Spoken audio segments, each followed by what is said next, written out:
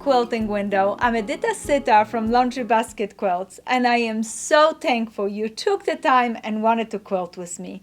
Today I have a fun small project for you, perfect for the weekend. You know the fall is coming up and you're probably looking at your couch and feeling like you need to swap some pillows, those colorful summer pillows, maybe for something more fall and exciting.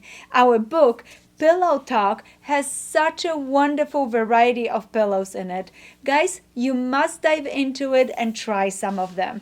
Today, I'm gonna show you how this pillow is made called neon lights. I love this pillow. It's done with English paper piecing and it is made with beautiful 60-degree diamonds. Let's dive right into it. Let's see what's in our quilting basket. Let's start by the pattern. You can purchase the book on our website. It calls Pillow Talk. Next thing that we need is fabric. And you can choose a beautiful charm pack or jelly roll. Or if you would like to, we have the most amazing kits. And these kits already are pre-cut pieces are in it, and all that you need is just a little bit of patience, beautiful weekend, and you will have your project done. I like the kits because you have all the fabrics exactly as I did it, and they're so much fun to do it. Oh, I'm so excited. So I'm going to use a kit today.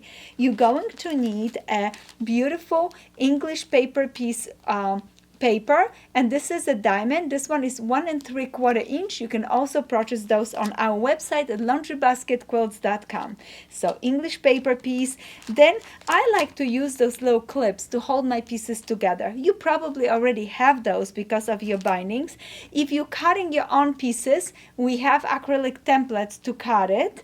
And what I also have in a basket is this beautiful glue, and it's gonna be perfect for basting of the fabric. I'm going to use 2370 Orifil thread. I'm going to use beautiful needle, and this one is an applique needle. And also, if you would like to, you can use a hand quilting for the finish. I machine quilted my, so those things I threw it in a basket for you. I thought maybe you would like to enjoy them. So now let's go ahead and start it. I'm starting by just opening my package and lay out all my pieces the way how I wanted to copy this design. And in the book, you have the complete layout where all the colors are going to be. Now, the next thing, so look at the beautiful variety of colors and nicely cut diamonds that you're gonna find in your package. The next step, I'm going to take one of my papers and I'm gonna place it on the wrong side of the fabric. What I like to do is, let me grab my glue. I like to center my little paper, and I use a touch of a glue, so I'm gonna dab it gently. Look at this. I'm gonna touch gently, and then I'm gonna place it right there in the center. Oh, this looks wonderful. Happy quilting! What a wonderful, nice message. Take a risk. That's a good message too. The next step, I'm gonna gently put a little glue on the edge right there, and with my fingers, I'm gonna roll this edge of fabric around just like this. Now, going with the clock, I'm gonna go ahead and place another line, and again, fold it gently and glue it down to that paper. Oh, this is gonna be wonderful. I need a little extra glue right there in that corner. Yes, now it's staying in place. When I'm putting my glue, I'm going gently over the fabric, and then I'm sliding my glue stick right straight down, staying a little bit away from the edge. I wanted the edges of my fabric to be the one that get the glue right on them. So right there. And one advice, if you're doing your pieces, do them all at the same time and decide, I'm gonna go with the clock or I'm gonna go against the clock. Why? Because you want all of the low edges to fold the same way, and you don't want to have something like this where the edges, the folds are in the opposite direction, because later on it's gonna matter when you're piecing that everything falls really nice and you have a beautiful project. So let's finish ours right there. Oh, I'm gonna finish it up, a little bit of glue, this time over the fabric, and again gently with my finger, I'm gonna fold it down, fold it down. Oh, this is beautiful corner. I'm gonna finish it up, and I have another one of my beautiful diamonds down that it goes with the whole stack. Look at all my edges go the same way. So just remember, if you choose, go with the clock or against the clock, but do it for all your pieces. So that way everything is folded really nice.